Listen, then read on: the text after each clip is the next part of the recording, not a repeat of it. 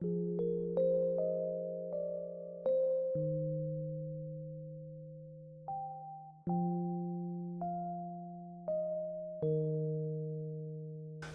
et bienvenue et ravi de vous retrouver pour cette 6e semaine. Alors j'espère que vous êtes en pleine forme pour poursuivre votre changement. Et le thème du lundi est, je vous le rappelle, le poids, en quoi cela peut devenir un problème. Et aujourd'hui, le thème que nous allons aborder est « Est-ce grave, docteur ?» Alors, pour illustrer ce propos, on va envisager deux patients différents avec tout d'abord le cas de Daniel qui présente un excès de poids prédominant au niveau du ventre. Et quand on l'examine, on observe qu'il a finalement très peu de graisse sous-cutanée, mais que tout son excès de poids est focalisé au niveau abdominal, au niveau de son ventre. Son poids est de 105 kg pour 1,75 m, soit un index de masse corporelle de 34 kg par mètre carré. Sa masse musculaire au niveau des membres inférieurs est encore assez développée. Alors prenons maintenant le cas de Sylvie, qui elle présente un excès de poids un peu plus diffus, avec une infiltration prédominant au niveau des graisses sous-cutanées. Son poids est de 92 kg pour 1,65 m, soit également un index de masse corporelle de 34 kg par mètre carré. En fait, nous sommes sur le même degré d'obésité, mais la répartition des graisses est totalement différente. Sylvie a une répartition prédominante sur le bas du corps, on dit gynoïde, au niveau des cuisses, au niveau des membres inférieurs, également au niveau de la partie haute du corps, notamment au niveau des bras par exemple.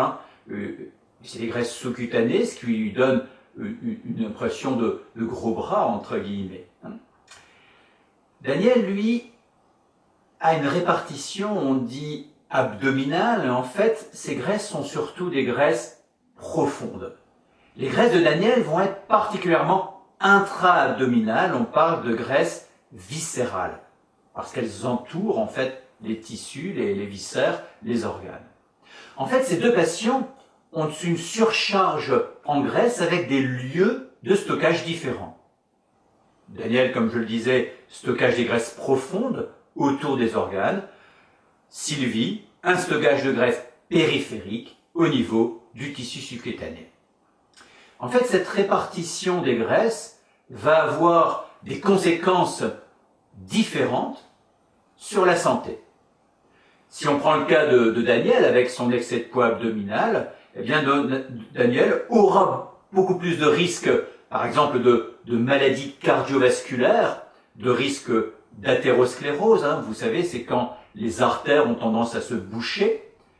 Daniel va aussi avoir un risque de diabète, le diabète qui est cet excès de sucre dans le sang que l'on appelle l'hyperglycémie.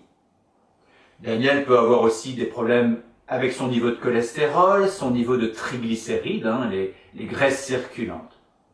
On va retrouver chez lui aussi des risques de problèmes de surcharge en graisse au niveau de son foie.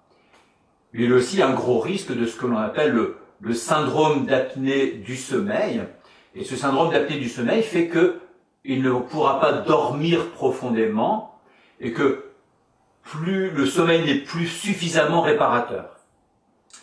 Sylvie, de son côté, avec sa répartition plus sous-cutanée et plus basse dans le corps, peut avoir un taux de sucre parfaitement normal, un taux de cholestérol parfaitement normal. Mais en revanche, Sylvie aura plus de risques de faire ce qu'on appelle des complications mécaniques, comme des troubles articulaires, des arthroses du genou, de la hanche, des troubles veineux, comme les phlébites, en fait, quand les veines se bouchent en quelque sorte. Alors tout ça est bien évidemment un peu schématique, mais il faut bien comprendre que notre tissu graisseux est actif et qu'en fonction des sites de stockage, les conséquences sur le corps vont être différentes. Donc le surpoids retentit sur la santé, mais ce qui est clair aussi, c'est qu'être en mauvaise santé peut retentir aussi sur le poids. Et là, il y a de véritables cercles vicieux qui peuvent se créer. Par exemple, il a été démontré qu'une mauvaise qualité de sommeil, eh bien, pouvait faire prendre du poids. Or, je viens de dire que l'excès de poids pouvait aussi favoriser les apnées du sommeil, qui donc perturbent le sommeil et peuvent aggraver le poids. On entre finalement vite dans ce cercle vicieux. D'autant que si le sommeil finalement n'est plus réparateur, par exemple, eh bien on est beaucoup plus fatigué, bien sûr.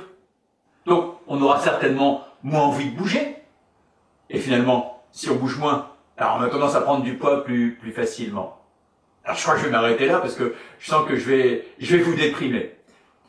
Mais en fait, c'est pour tout cela que nous, les médecins, eh bien on est des grands pourvoyeurs de il faut maigrir.